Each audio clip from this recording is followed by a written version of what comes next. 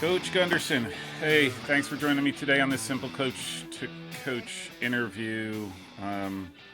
You were one of my first, interviews that I did, so really do appreciate you taking the time once again to chat with me and fulfill my daily soccer addiction needs. Yeah, thanks for having me, man. Okay, so let me ask you, just right off the bat, the easiest question. From your perspective, give me a sense of how you think your season went. Yeah, it went well. I mean, bouncing back or coming back off of the national championship in 21, and then knew this season would be challenging. The schedule was tougher than I think the out of like leading up to the playoffs and stuff. I think our schedule this year was tougher. And then you have a bigger target on your back. So managing that and the challenge of that, I was really proud of this group and how they handled it. And to make it to an Elite Eight again is something that was great, and we're really proud of. And we always want more, but at the end of the day, you look back and reflect and kind of just look at this season as a whole. And there's a lot of great things that happen, and this program again is in a good place, and I think it's even taken another step forward, even after you winning it in the 21, and then now coming and going to the Elite Eight in this past season, kind of thing. So really excited for the future, and really proud of the group that for what they did this past fall. I didn't compare your schedule to last year's, but I was looking at this year's, and you're right, you do. And I was actually going to ask you about that. Just overall, your strength of schedule, you didn't shy away, and some of it is by design, right, by the conference. But I mean, St. Benedict, McDaniel was 19th, had another, and they're just always a tough team to play. Virginia Wesleyan, who obviously made the Final Four, and then Susquehanna had a good year. Swarthmore always is tough. Talk about that. I mean, were you expecting it to be this tough? I knew it would be tough, but then after looking at all the numbers when the season finally ended, when rankings and all that, the RAC committees, sit down and look at it, and I wasn't on the RAC committee, so then I just see the numbers that come up afterwards, So I'm looking through it, and I went through all of like the regions, and we were up there with historically the top kind of like the UAAs, who always have a really tough schedule, the NESCACs, who always really have like high numbers in the strength of schedule, and we were pretty close to those guys, and so a little surprised in that respect, but knew it'd be tough. And I mean, the challenge of with our conference scheduling, we had to travel a lot too, so we went up to Pennsylvania a few times, which was great, but knew this group could handle it. So that's kind of part of the reason why we did it. But yeah, no, I was a little surprised, but also knew it would be. But I knew that this group could handle that. And if we could handle that, then I figured we could, make another run deep into the tournament. Hey, you're already at a super high level, so we're talking, to me, it's like you're talking margins, right? Marginally, are you better here? But is there anything that surprised you about the team or your players that throughout the season? Knowing again, you're at this super high level and you're basically competed again for that, for a return to the dance, right? I mean, you were there, right? Yeah. I wouldn't say it was a surprise. Like again, coming off that such a high of 21, and returning a lot of players. I know we lost a couple big players from that 21 group, but in reality, 2 starters in that group. Yeah. So managing the expectations of that returning group, and then filtering in some of the newer players maybe didn't have that experience. I knew that was going to be a challenge, and that's kind of where we kept, Sean and I and Brian Liebert, our staff, we kept having to just like it's okay. Like I know if you go through our schedule, there's a lot of one goal games, or we're winning Yeah. late, or whatever it may be, and we're like, it's fine. Like we're finding ways to win, which is still great. Yeah. But they put a lot of, I wouldn't say pressure, but they had high um, goals and they wanted to repeat, which we did.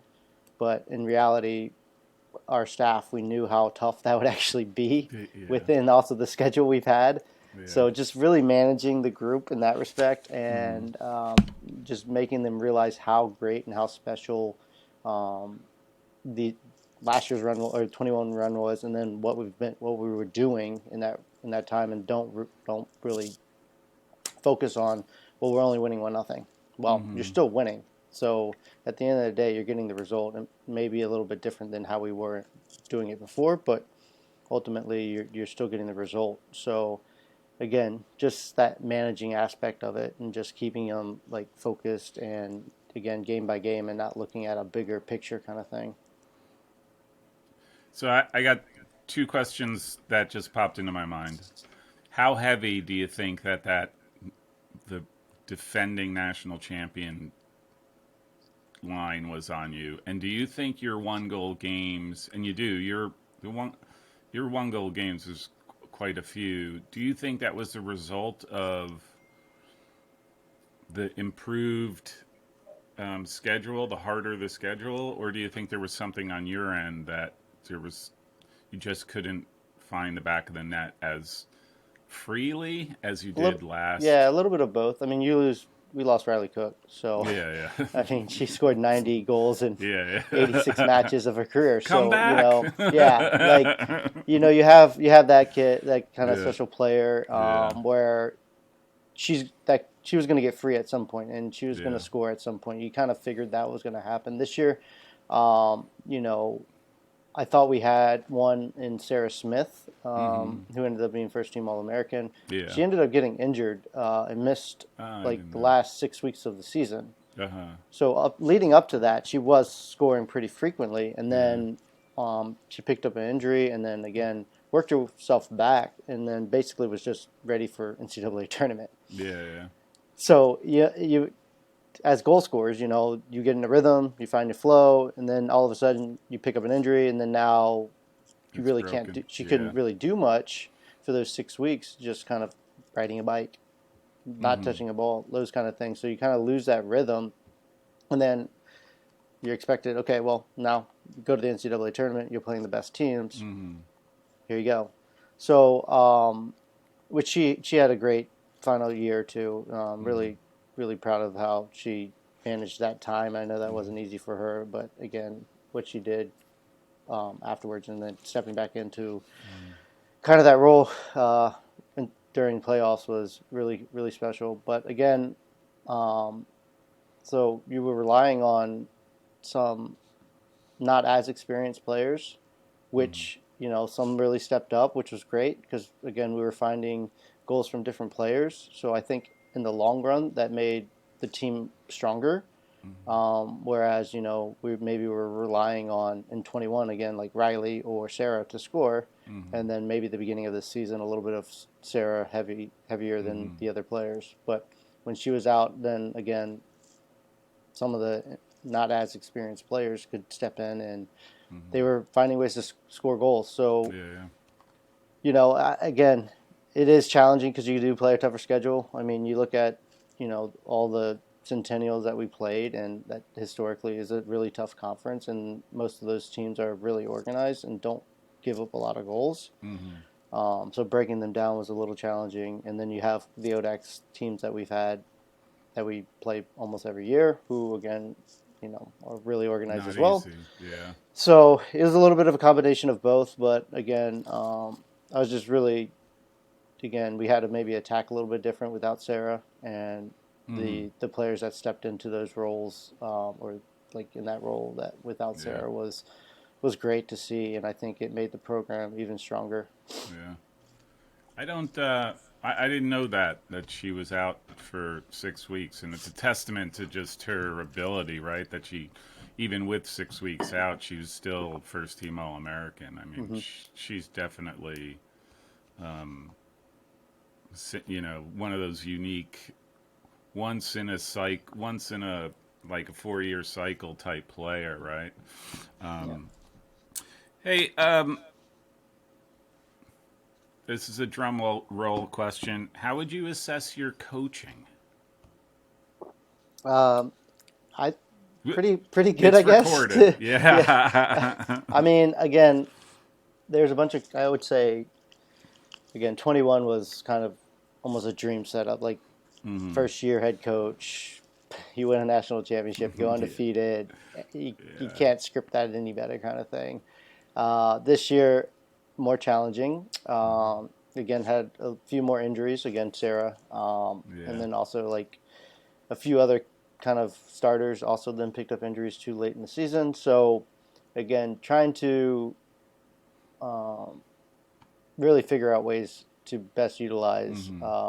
the players we had and their strengths. So, again, we had to attack a little different, play a little different than what we normally have been playing like. So that really tested, you know, my, I guess, abilities and the staff's ability to really find ways to continue to win and be successful on the field. So, Yeah. I mean, again, another undefeated season. I know we lost in PKs, but technically, how the rule is written, It's a it goes tie. down as a tie. So you look at the record again, you're still undefeated. So that I think that's pretty.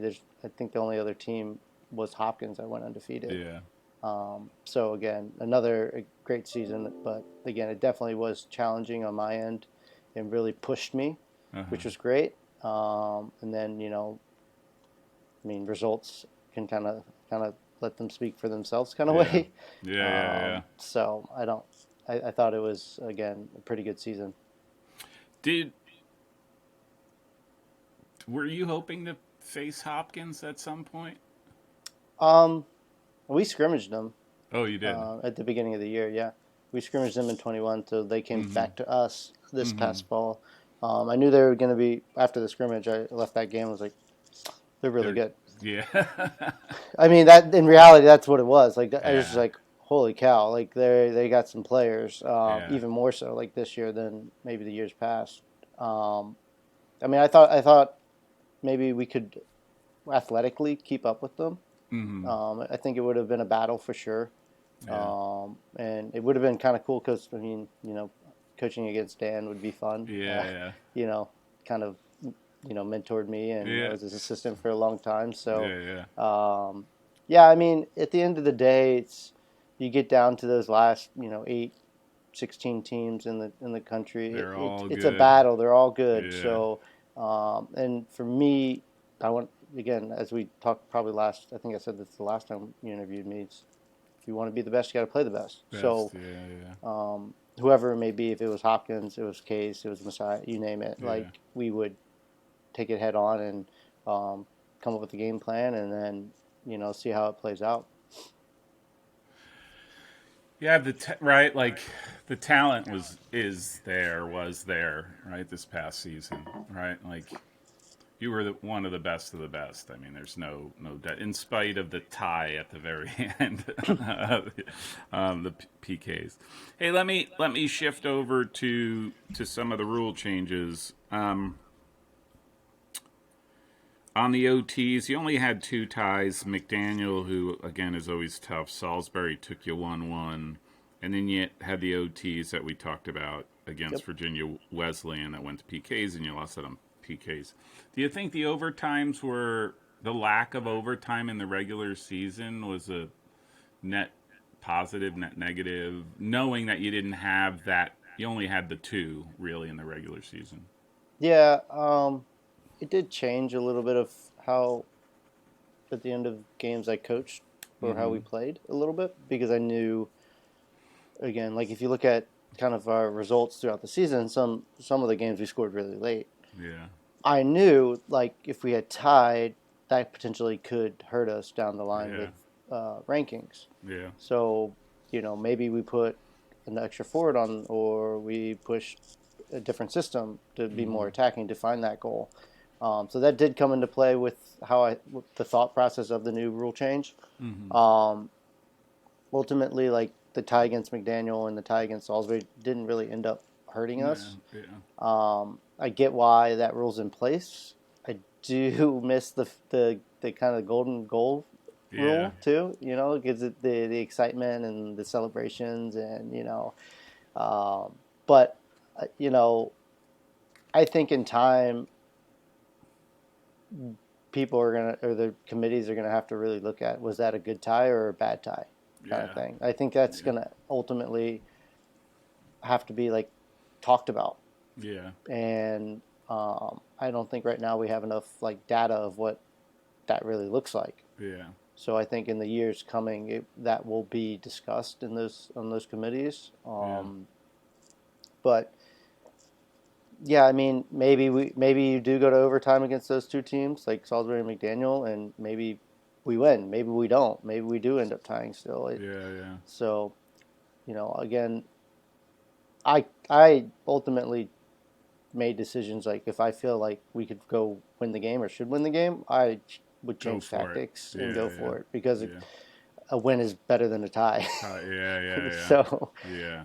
and fortunately, it didn't really bite us. It kind of worked in Mm-hmm. our favor in that Yeah. respect. So maybe next year, if I do that, it's the other way around, and I'll feel differently. Yeah. But yeah, It's true, right? Sometimes some ties are better than other ties, and there does have to be clarity around what does a tie mean, and hmm how do you weight a tie versus a really good team versus a tie versus a tie that's not such a good team, right? Like, and are you home? Are you away? And yeah, I just think it yeah, might open up a whole, it may have to though. To Yeah, be honest, like to really get the best teams yeah, to the tournament, there may be a little bit more digging need to be done. yeah, So, yeah. uh, That I you know, agree with. Yeah, so yep. Um, hey, so they passed the rule about um, the extra week in the spring. Not this spring, but next spring. hmm Is that something that you welcome? Is that yeah, I'm all for it. yeah, Um, yeah, I think it's the more time you get with your team, the better. mm-hmm. So having it ended up going to 24 days of training, and Yeah, also you don't have to use it consecutively. yeah, So again, you can be really strategic of how you use your days. yeah, In the spring we try to play a Division 1 school for our mm-hmm. spring match, Mm-hmm. so that potentially could give us more flexibility of playing different teams rather than, okay, here's the start date. You have five Yeah, weeks at the end. It's like typically that's when you want to play. Division 1s yeah, are kind of on that tail end of spring yeah, where they're like, eh. yeah, But I think it is a benefit across the board because I do think the landscape of the athlete at the Division 3 level has changed, and yeah. so I'm all for it. I almost think like they're. I mean, this is a model that has been in place for 30 years. Like the same way that these players are. What they get in the fall, what they get in the spring, and you're right.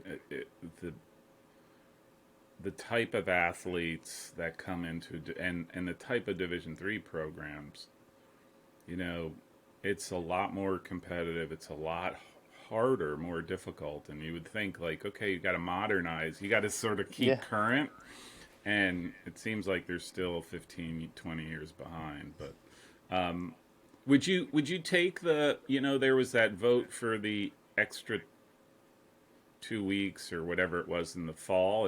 Would you have welcomed that as well? yeah, for sure. Like I the mean, week, again, the extra week in preseason, yeah, you know? the acclimatization. Yeah, Yeah, I would love that. I mean, right now it's these players that come. It's so tough. yeah. Except like we had four this fall we had 4 days of preseason, Oof. and then they start Before your class. before the first class. Yeah, Yeah, no, before yeah, class. So like yeah. that's not a lot of time No, to get a group yeah, together, get them. You go through trainings, you go through the yeah, nightly meetings of the Yeah. culture, you name it. Like that's Yeah. not a lot of time to really formulate a team together.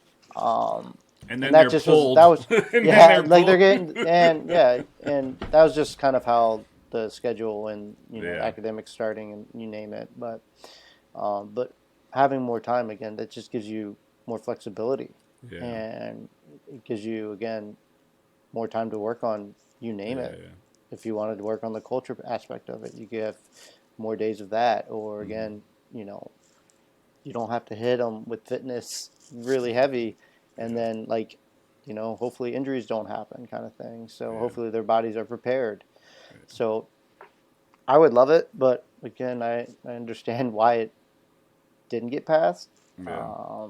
But no, I again, the more time that I can be with the team, the better. I also saw that, and I hate to compare sports, right? But I also saw somebody say, like, lacrosse has 100 and I don't know, 102 days, and soccer's got 72, right? And how do you justify, like in this world of, hey, everyone's equal, everybody should have the same, like, how do you justify the 30-day differential? And I'm not saying that the lacrosse players Yeah, no, should be I'm dropped down to yeah, 72 days, yeah, Like, I'm I'm with you. I like, don't well, know. come on. Yeah, Yeah. Yeah, no, I get you're, you're in a little bit more of a precarious situation about commenting about those things. So we'll leave it at that. Um, all right, so you went 19-0-3. You won the Coast to Coast Conference tournament and regular season. Was there a sense when you started and you had your 4 days of preseason and all of that, like you were sort of like starting where you had left off? Was there a little like did you feel like, hey, the team is good or is good? And yeah, we'll start yeah. with No, that. I mean, I mentioned that before. Is we return a good Yeah. portion of the group that won everything in 2021. So knew we had a good group. Knew we had a good freshman class that was coming in. Um, so again, the goals were the same, and the approach was the same as we did the year before: is game by game and opponent by opponent, and Mm-hmm. not to look ahead of ourselves. And at the end of the day, we want to win the regular season of our conference, win our conference tournament, which then we get the automatic bid into the NCAA tournament, and then make a run in the tournament, which Mm-hmm. I felt like we did. I know it ended a little not how we really wanted, but again, you get down to those 16, that second weekend, and They're all it's just all good. Like the yeah. game against Trinity, they were great, Yeah. and then They you had a get great run. Like they yeah. had a really good season. Yeah, and they're always strong. It's Yeah. just funny how we played them again in the Sweet 16, Yeah. um, and then we face a opponent that we know who knows us fairly well, and Mm. they're organized and they're tough, and they work really hard, and Mm-hmm. Jeff does a good job of getting them up for games. So and things didn't go our way that day, Yeah. and honestly, sometimes that's the way our game works. Yeah. Unfortunately, it's kind of cruel in Unpredictable. that it Yeah. can be cruel, but Yeah. you know, they had a good game plan and they stuck to it, and then they hit their pins really well. So can't take Yeah. anything away from them. But yeah, I mean, ultimately, that's what we want to do year in and year out is Yeah. you know win our conference and then make a run in the NCAA tournament. Mm-hmm. Do you think there was a difference between the two games against Virginia Wesleyan? Like the regular season, you won 2-1, and then I think I watched that game. It's all a cloud now, but I, and I then the quarterfinals that went to Pens. Do you think that yeah. they were better prepared or? I mean, yes and no. I think as the season goes on, teams do get more of an Yeah, idea of what yeah, they want to do, right? yeah. So like that the first match was earlier on in the season. It was again those games against them. It's always a battle because Mm-hmm.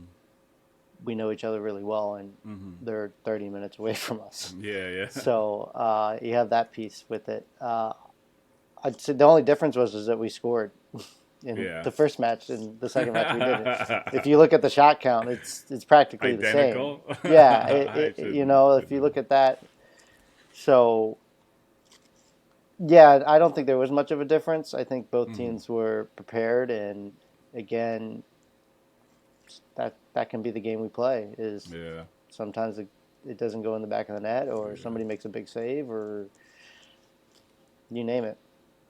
So That you are right. You had 24 shots, 2 goals in the first game, and then you had 26 shots in yeah, the second game and didn't bury any of them.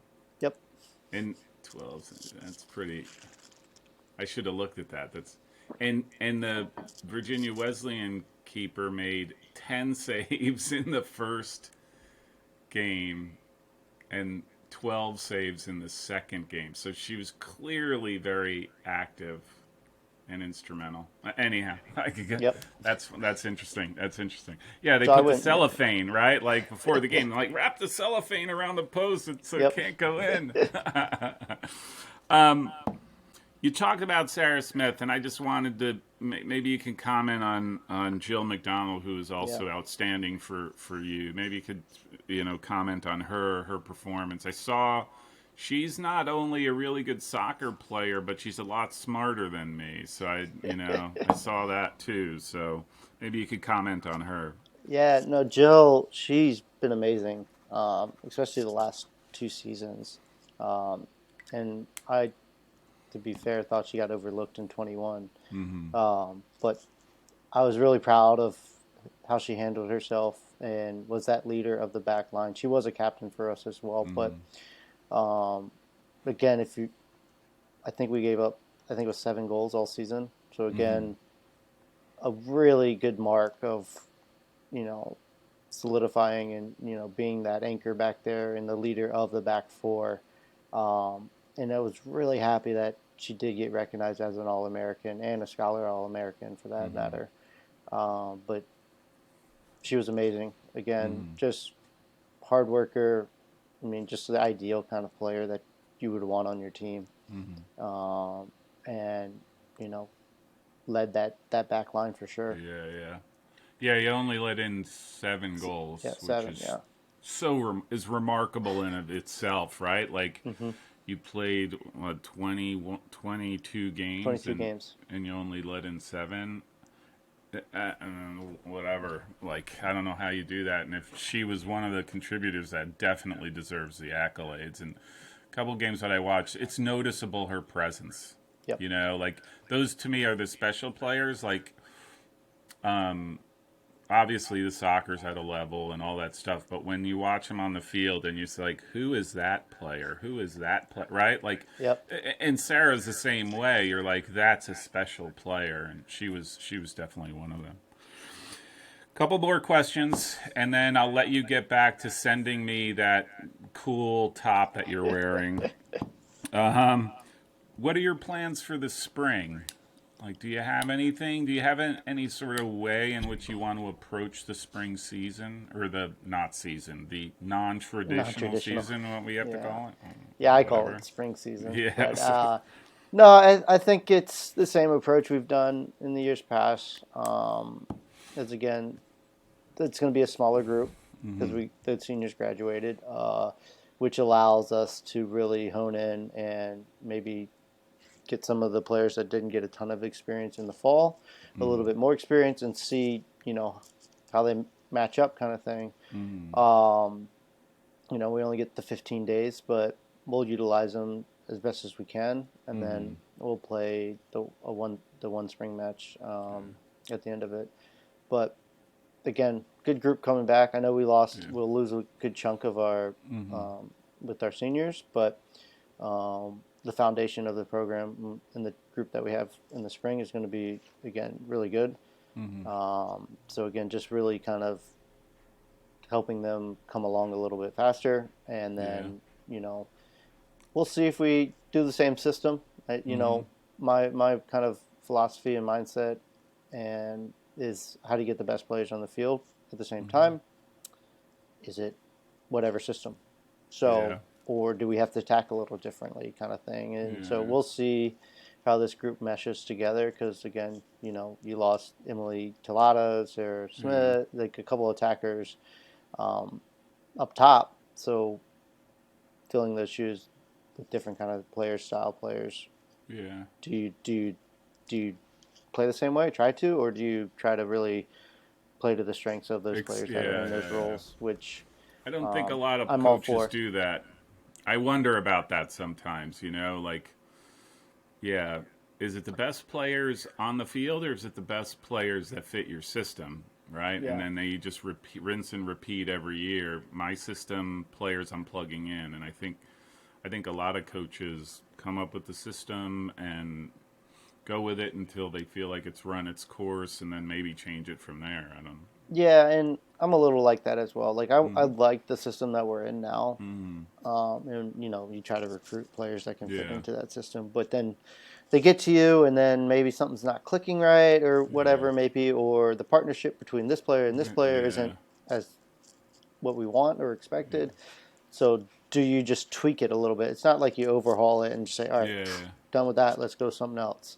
Yeah. It's just maybe this player attacks this way differently versus this Yeah. player, Yeah. and so Yeah. do you just play it just a little bit differently? And Yeah. um, yeah, I mean, as a player when I was playing, that's how I liked to be coached. Yeah. So that Yeah. kind of filters into what I do now. Yeah.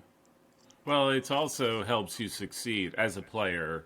It helps you succeed, right? And that's what you're trying to do is The how do I best get out the of them. most the best out of a player so that they can be successful in the position, the team can be successful. So you're weighing all these different ideas.